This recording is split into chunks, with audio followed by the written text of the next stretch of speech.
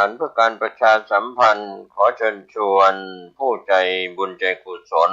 ร่วมเป็นเจ้าภาพจัดทำคู่มือสืบสารพิธีกรรมของเยาวชนล้านนา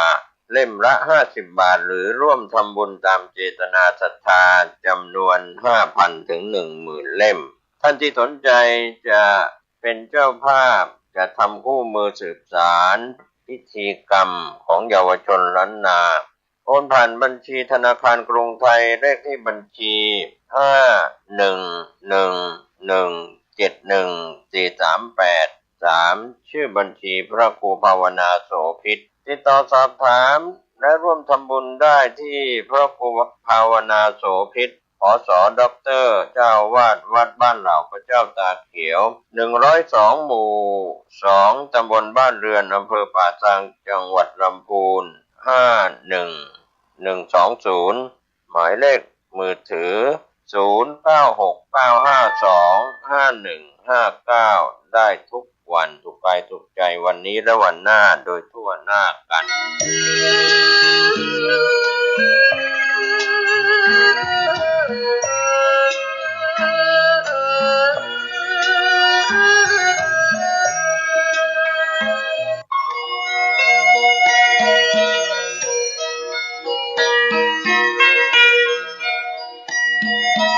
สารเพื่อการประชาสัมพันธ์ขอเชิญชวนท่านผู้ใจบุญใจกุศลทั้งหลายร่วมในงานวิหารธรรมหลวงปู่มั่นดอยนางเมาะบ้านแพะตำบลออนใต้อำเภอสันกำแพงจังหวัดเชียงใหม่ตรงกับวันอังคารที่24ธันวาคมพุทธศักราช2567พระประชานาถมุนีเป็นที่เคารพศรัทธาของประชาชนในข้อวัดปฏิบัติจึงเป็นต้นแบบพระกรรมฐานลูกหลานนำข้อวัดปฏิบัติมาปฏิบัติต่อเนื่องจนเกิดผลพระประชานาถมุนีทรงตำแหน่งเจ้าวาดวัดดอนจันทร์สร้างสำนักวิปัสสนาทางสายเอกหลวงปู่มั่นดอยนางเมาะอำเภอแม่ออนจังหวัดเชียงใหม่ส่วนวิหารธรรมหลวงปู่มั่นสร้างในเขตพื้นที่อำเภอสันกำแพงเป็นที่ประดิษฐานรูปเหมือนหลวงปู่มั่นองค์ใหญ่หน้าตักกว้าง6 เมตรสูง8 เมตรวิหารธรรมหลวงปู่มั่นเป็นสถานที่ที่นั่งสมาธิให้กับบุคคลทั่วไปที่สนใจในการนั่งสมาธิกลุ่มกัลยาณมิตรญาติธรรมร่วมกันเป็นเจ้าภาพเททองหล่อพระประธานประดิษฐานที่วิหารธรรมหลวงปู่มั่นเพื่อเป็นมิ่งมงคลแก่ผู้สร้างเป็นมิ่งมงคลแก่ผู้กราบไหว้ตลอดกาลนานกำหนดการสมโภชพระประธานวันอังคารที่24ธันวาคมพุทธศักราช2567เวลา 16 นาฬิกาประธานจุดธูปเทียนบูชาพระรัตนตรัยไหว้พระสมาทานเบญจศีลหลังจากนั้นพระสงฆ์จำนวน14รูปเจริญพุทธมนต์สมโภชพระประธานเวลา 18 นาฬิกาพระสงฆ์อนุโมทนาเป็นเสร็จพิธีสำหรับรายนามพระเถระที่จะได้นั่งปรกนั้นรูปแรกพระราชวชิรคุณไหวปัตนาวัดดอยพระเจ้าตนหลวง2พระศรีศิลปาจารย์ที่ปรึกษาเจ้าคณะภาค7วัดพระธาตุศรีจอมทองวรวิหาร3พระภาวนาธรรมาภิรัตน์ไหวปัตนาเจ้าคณะอำเภอเมืองเชียงใหม่วัดลำเปิง4พระเทพสิงหวราจารย์รองเจ้าคณะจังหวัดเชียงใหม่วัดพระสิงห์วรมหาวิหาร5พระวิสุทธิวัชราภรณ์รองเจ้าคณะอำเภอแม่ริมวัดลัทธิวันอำเภอแม่ริม6พระเทพรัตนนายกเจ้าคณะจังหวัดลำพูนวัดพระธาตุธนิปุญชัยวรมหาวิหาร7พระราชวชิรสิทธิรองเจ้าคณะจังหวัดเชียงใหม่ลำพูนแม่ฮ่องสอนฝ่ายธรรมยุทธวัดเจดีย์หลวงวรวิหาร8พระเทพวชิราธิบดีเจ้าคณะจังหวัดเชียงใหม่ลำพูนแม่ฮ่องสอนฝ่ายธรรมยุทธวัดป่าดาราภิรมย์9หลวงพ่อทองเลื่อนจารุธรรมโมวัดป่าสรวงอำเภอแม่ริมจังหวัดเชียงใหม่10พระประชานาถมุนีฝ่ายวิปัสสนาเจ้าคณะอำเภอกัลยาเจ้าวาดวัดดอนจันทร์เจริญพุทธมนต์สมโภชพระประธาน ตรงกับวันอังคารที่ 24 ธันวาคม พุทธศักราช 2567 เชิญท่านร่วมงานนี้ณวิหารธรรมหลวงปู่มั่น สิ่งที่จะได้สำเร็จเสร็จสิ้นสมบูรณ์ในการสมโภชเชิญท่านร่วมงานบุญนี้ได้บุญได้ความดีโดยทั่วหน้ากัน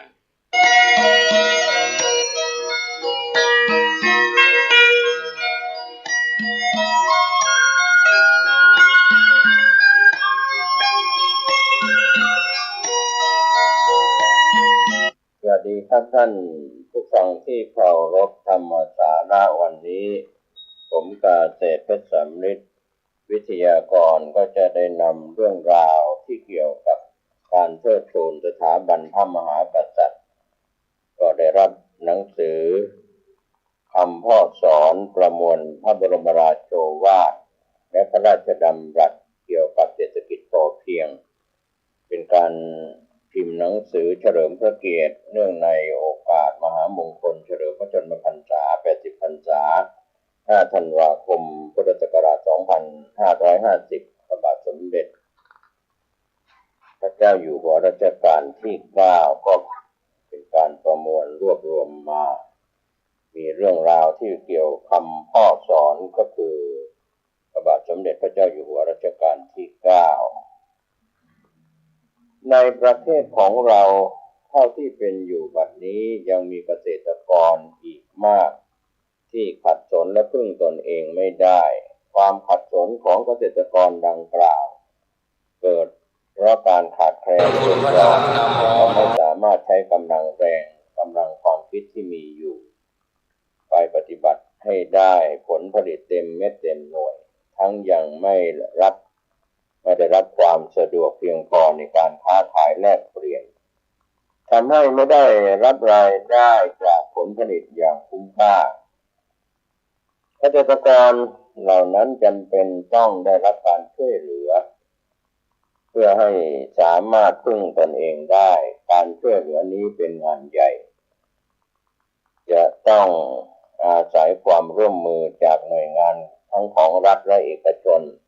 และอาศัยกำลังความรู้ความสามารถของนักวิชาการทุกฝ่ายมาช่วยกันให้ความรู้ความคิดและวิธีปฏิบัติที่ถูกต้องตามหลักวิชารวมทั้งจะทำโครงการต่างๆเป็นต้นว่าการจัดหาแหล่งน้ำและแหล่งเงินทุนมาสนับสนุนก็เป็นส่วนคำพ่อสอนการเกษตรนั้นถือได้ว่าเป็นทั้งรากฐานและชีวิตสำหรับประเทศของเราเพราะคนไทยเราส่วนใหญ่เป็นผู้มีอาชีพทางเกษตรกรรมข้าพเจ้าจึงมีความเห็นเสมอมาว่าวิธีการพัฒนาที่เหมาะแก่ประเทศเราอย่างยิ่งก็คือจะต้องทำนุบำรุงเกษตรกรรมทุกสาขาให้พัฒนาก้าวหน้าเพื่อยกระดับฐานะความเป็นอยู่ของเกษตรกรทุกระดับให้สูงขึ้นเริ่มต้นตั้งแต่การลงมือผลิตโดยใช้วิธีการและอุปกรณ์ที่ประหยัด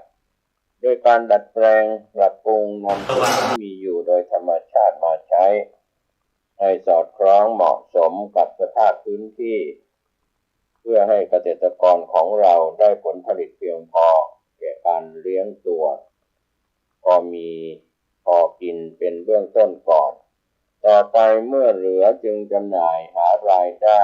ซึ่งหากจะให้ได้ผลที่สมบูรณ์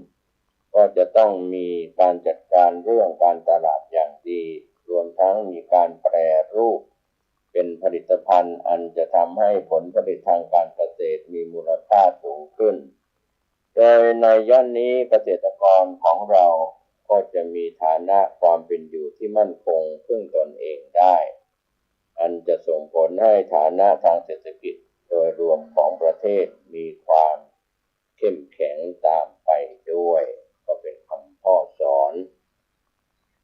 แม้บ้านเมืองของเราจะเจริญเปลี่ยนแปลงไปมีรายได้อย่างอื่นๆเพิ่มมากขึ้นกว่าแต่ก่อนก็ตามรายได้สำคัญของประเทศก็ยังขึ้นอยู่กับผลผลิตทางการเกษตรเป็นสำคัญ ยิ่งเรามีความจำเป็นต้องปรับปรุงสภาพบ้านเมืองและยกฐานะความเป็นอยู่ของประชาชนให้สูงขึ้นเช่นในปัจจุบันนี้การเพิ่มผลผลิตทางการเกษตรจึงยิ่งเป็นสิ่งสำคัญควรคำนึงถึงให้มากและควรเร่งรัดจะทำให้ได้ผลเพราะผลผลิตทางการเกษตรเป็นสิ่งที่ใช้บริโภคและเป็นวัตถุดิบเพื่ออุตสาหกรรมด้วยก็เป็นคำพอกสอนในสถานการณ์ปัจจุบันนี้เรากำลังต้องเร่งรัดปรับปรุงและยกฐานะทางเศรษฐกิจของเราอย่างรีบด่วนเพื่อให้ประเทศดำรงอยู่ต่อไปได้ด้วยความปลอดภัยและมั่นคงและสิ่งสำคัญที่จะช่วยส่งเสริมเศรษฐกิจของประเทศก็คือผลผลิตทางเกษตรกรรมและกสิกรรมก็เป็นพระบรมราโชวาทของพระบาทสมเด็จพระเจ้าอยู่หัวอันนี้ก็เป็นวิธีแก้ไขวิกฤตการณ์ที่เห็นเป็นประจักษ์ว่าทำได้แต่ต้องมีความเพียรต้องมีความอดทนนะครับอันนี้ก็เป็นคำสอนคำพ่อสอนก็เป็น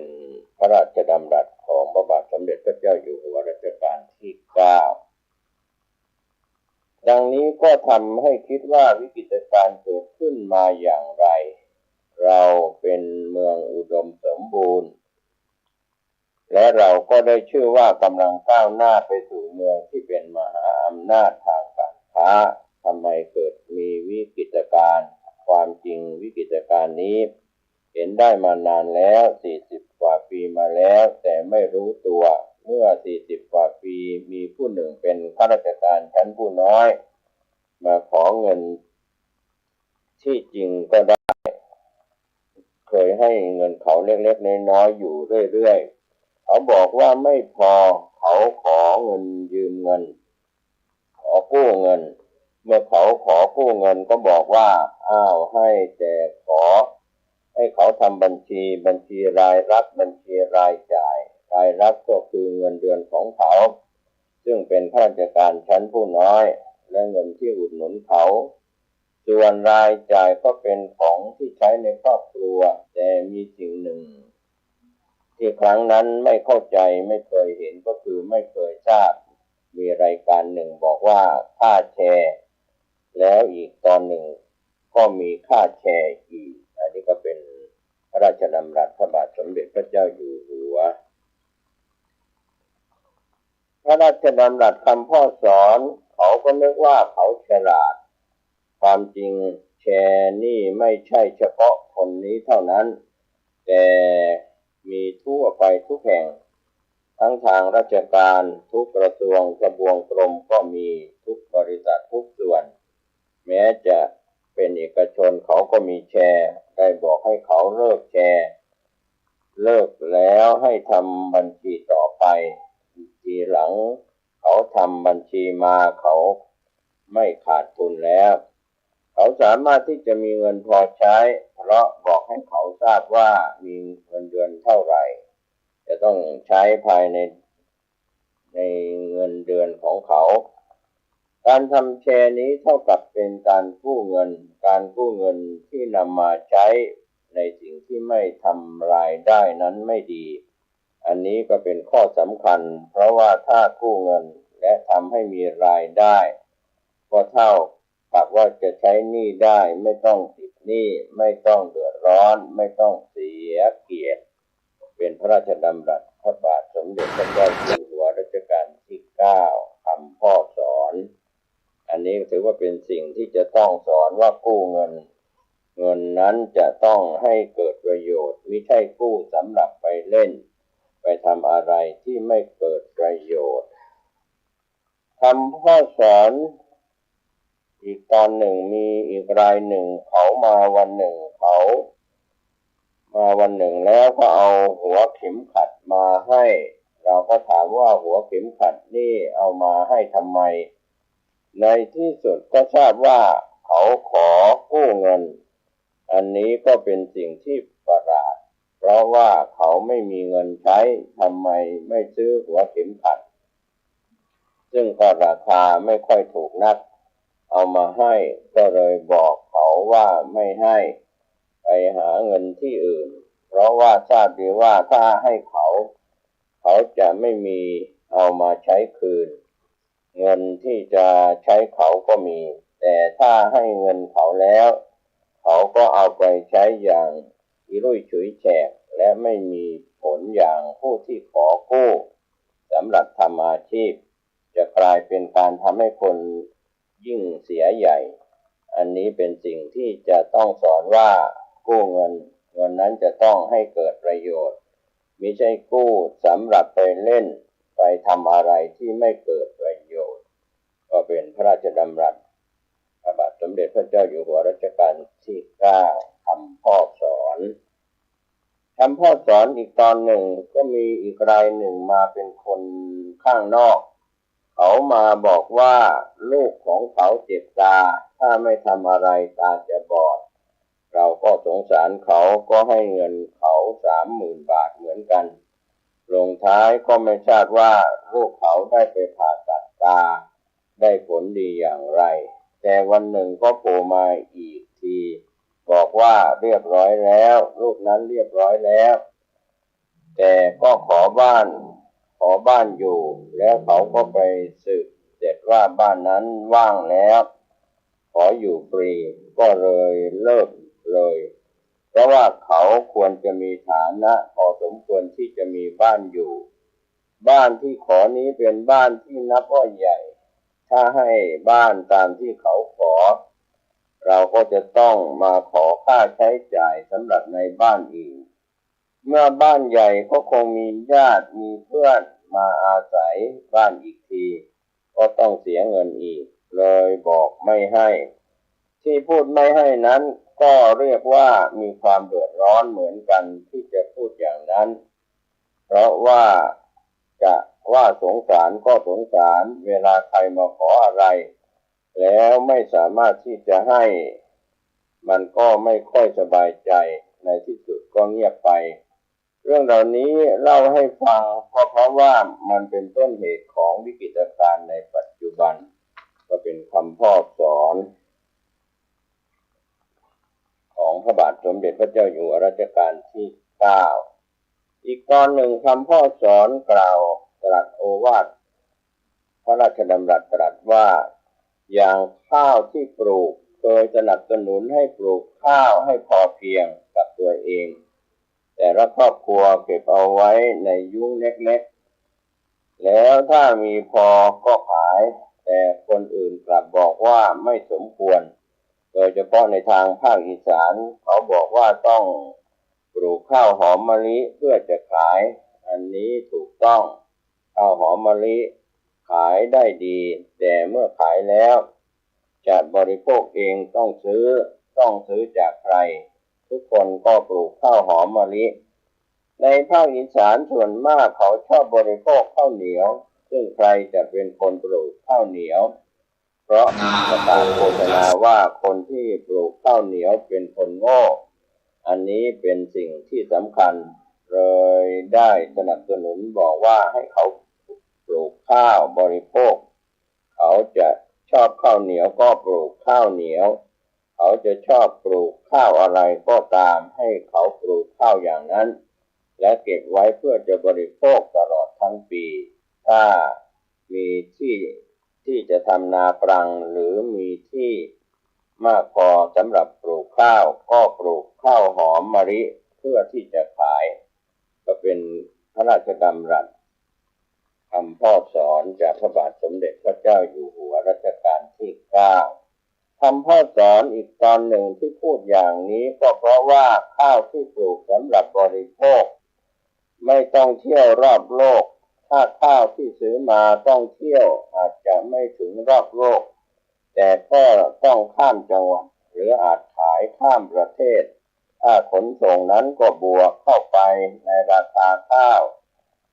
ตกลงเขาจะต้องขายข้าวในราคาถูกเพราะว่าข้าวนั้นต้องขนส่งไปสู่ต่างประเทศที่จะขายได้กำไรก็ต้องบวกค่าขนส่งค่าใช้จ่ายต่างๆก็บวกเข้ามาในราคาข้าวก็หมายความว่า ราคาข้าวของเกษตรกรจะถูกตัดเขาบอกว่าขายข้าวหอมมะลิได้ราคาแพงจริงตอนขายถึงผู้บริโภคในต่างประเทศแต่ต้นทางก็ไม่ได้ค่าตอบแทนมากนักและยังไปซื้อข้าวบริโภคซึ่งจะแพงกว่าเพราะว่าจะต้องขนส่งมาก็เป็นพระราชดำรัสพระบาทสมเด็จพระเจ้าอยู่หัวรัชกาลที่ 9คำพ่อสอนพระราชดำรัสอีกตอนหนึ่งเมื่อตั้งโรงสีปลูกข้าวเองบ้างและไปซื้อข้าวจากเกษตรกรบ้างนำมาสีบ้างและขายในราคาที่เหมาะสมเป็นในรูปสหกรณ์ที่ทำที่สวนจิตรดาเอาไปเข้าพิธีแรกนาขวัญข้าวที่โรงสีนี้เป็นข้าวที่ไปซื้อจากเกษตรกรโดยตรงโดยให้ราคาที่เหมาะสมเกษตรกรก็มีความสุขและขายข้าวในราคาที่เหมาะสมและผู้บริโภคก็ซื้อได้ในราคาถูกเพราะว่าไม่ต้องมีการขนส่งมากเกินไปไม่ต้องมีคนกลางมากเกินไปตกลงทั้งผู้ผลิตทั้งผู้บริโภคก็มีความสุขพระราชดำรัสพระบาทสมเด็จพระเจ้าอยู่หัวรัชกาลที่ 9คำพ่อสอนอีกตอนหนึ่งฉะนั้นโครงการต่างๆหรือเศรษฐกิจที่ใหญ่ต้องมีความสอดคล้องกันดีที่ไม่ใช่เหมือนทฤษฎีใหม่ที่ใช้ที่ดินเพียง15 ไร่และสามารถที่จะปลูกข้าวพอกินกิจการนี้ใหญ่กว่าแต่ก็เป็นเศรษฐกิจพอเพียงเหมือนกันคนไม่เข้าใจว่ากิจการใหญ่ๆเหมือนสร้างเขื่อนป่าสักก็เป็นเศรษฐกิจพอเพียงเหมือนกันเขานึกว่าเป็นเศรษฐกิจสมัยใหม่เป็นเศรษฐกิจที่ห่างไกลจากเศรษฐกิจพอเพียงแต่ที่จริงแล้วเป็นเศรษฐกิจพอเพียงเหมือนกันพระราชดำรัสพระบาทสมเด็จพระเจ้าอยู่หัวรัชกาลที่ 9คำพ่อสอนอีกตอนหนึ่งได้พูดถึงการปลูกป่าปลูกหญ้าแฝกสองอย่างนี้ต้องทำเข้าคู่กันได้ทำตัวอย่างให้ดูที่จังหวัดนครนายกเป็นพื้นที่เล็กๆได้ทำเป็นเขื่อนกั้นน้ำสำหรับชะลอน้ำไม่ใช่เขื่อนกั้นน้ำใหญ่ๆหรือเขื่อนเล็กๆแต่ว่าเป็นฝายเล็กๆในบริเวณนั้นมีฝายชะลอน้ำ35 ตัวแต่ค่าทำฝาย35 ตัวนี้คนอาจจะนึกว่า35 ล้านไม่ใช่200,000 บาททำได้35 ตัวก็ยังไม่ได้เห็นแต่ว่าใครที่จะยืนยันว่าได้ผลถ้าใครสนใจไปดูได้ที่ใกล้บ้านบุ้งเขอำเภอบางพลีจังหวัดนครนายกไปดูฝายชะลอน้ำ35 ตัววันนี้ไปดูว่าป่าจะใหญ่ขึ้นอย่างไรต้องเสร็จมาไม่กี่เดือนจะเห็นว่าป่านั้นจะเริญไม่ต้องไปปลูกสักต้นเดียวมันก็ขึ้นเองครับก็เป็นพระราชดำรัสประเทศไทยนี้จะเป็นเสือตัวเล็กๆแล้วก็เป็นเสือตัวโตขึ้นเอาไปเหอะว่าจะเป็นเสือครับก็เป็นพระราชดำรัสคำพ่อสอนคำพ่อสอนอีกตอนหนึ่งความจริงเคยพูดเสมอในที่ประชุมอย่างนี้ว่าการจะเป็นเสือนั้นไม่สำคัญอยู่ที่เรามีเศรษฐกิจแบบพอมีพอกินแบบพอมีพอกินนั้นหมายความ ว่าอุ้มชูตัวเองได้ให้มีพอเพียงกับตัวเองอันนี้ก็เคยบอกว่าความพอเพียงนี้ไม่ได้หมายความว่าทุกครอบครัวจะต้องผลิตอาหารของตัวจะต้องทอผ้าใส่เองอย่างนั้นมันก็เกินไป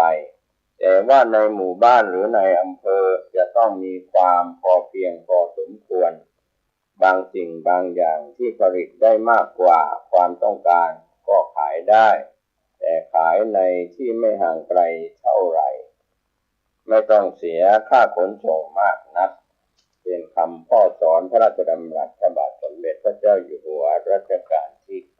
9คำพ่อสอนอีกตอนหนึ่งมีพ่อค้าคนหนึ่งเขาบอกว่าเขาทำโรงงานสำหรับทำสับปะรดกระป๋องเขาลงทุนเป็นล้านจำไม่ได้แล้วที่กี่ล้านเพื่อสร้างโรงงานการลงทุนมากอย่างนั้นบอกให้เขาทราบว่าไม่ค่อยเห็นด้วยเพราะว่าเคยทำโรงงานเล็กๆที่ทางภาคเหนือใช้เงิน300,000 บาทเพื่อที่จะเอาผลผลิตของชาวบ้านชาวเขามาใส่กระป๋องแล้วขายก็ได้ผล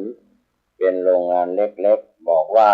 ที่เขาลงทุนเป็นล้านรู้สึกว่าเสี่ยง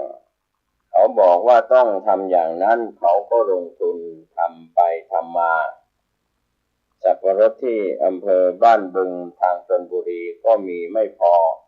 เมื่อมีไม่พอต้องไปสั่งสับปะรดมาจากปราณบุรีสับปะรดจากปราณบุรีต้องขนส่งมาก็ต้องเสียค่าใช้จ่ายมากทำไปทำมาโรงงานก็ล้มอย่างนี้ก็แสดงให้เห็นว่าทำโครงการอะไรก็จะต้องนึกถึงขนาดที่เหมาะสมกับที่เรียกว่าอัตภาพหรือกับสิ่งแวดล้อมเป็นพระราชดำรัสพระบาทสมเด็จพระเจ้าอยู่หัวรัชกาลที่ 9คำพ่อสอนอีกตอนหนึ่งวันนี้พูดถึงวิธีแก้ไขสถานการณ์ปัจจุบันวิกฤตการณ์ปัจจุบันทางหนึ่งวิธีหนึ่งสมัยนี้เป็นสมัยที่พูดกันได้ว่าโลกาภิวัตน์ก็จะต้องทำตามประเทศอื่นด้วยเพราะว่าถ้าไม่ทำตามประเทศอื่นตามคำสัญญาที่มีไว้เขาอาจจะไม่พอใจทำไมเขาจะไม่พอใจก็เพราะว่าเขาเองมีวิกฤตการณ์เหมือนกันการที่ประเทศใกล้เคียงเมืองไทยในภูมิภาคนี้มีวิกฤตการณ์ด้วยก็ทำให้เราพ้นจากวิกฤตการณ์นี้ยากขึ้นและไม่ใช่เฉพาะประเทศที่อยู่ในภูมิภาคนี้แม้แต่ประเทศที่ดูยังเจริญรุ่งเรืองดีก็รู้สึกว่ากำลังจะเดือดร้อนขึ้นเพราะว่าถ้าไม่แก้ไขวิกฤตการณ์ในมุมไหนของโลกส่วนอื่นของโลกก็จะต้องเดือดร้อนเหมือนกันฉะนั้นเราต้องพยายามอุ้มชูประชาชนให้ได้มีงานทำมีรายได้ก็จะสามารถผ่านวิกฤตการณ์แต่ถ้าทำแบบ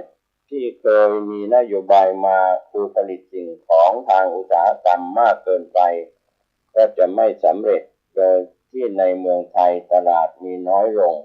เพราะคนมีเงินน้อยลงเป็นพระราชดำรัสพระบาทสมเด็จพระเจ้าอยู่หัวรัชกาลที่ 9คำพ่อสอนต้องถอยหลังเข้าครองกันเป็นประจำในวันเวลาเดียวกันนี้ปกิณกะนั้นเอาก็ไหว้พระสวดมนต์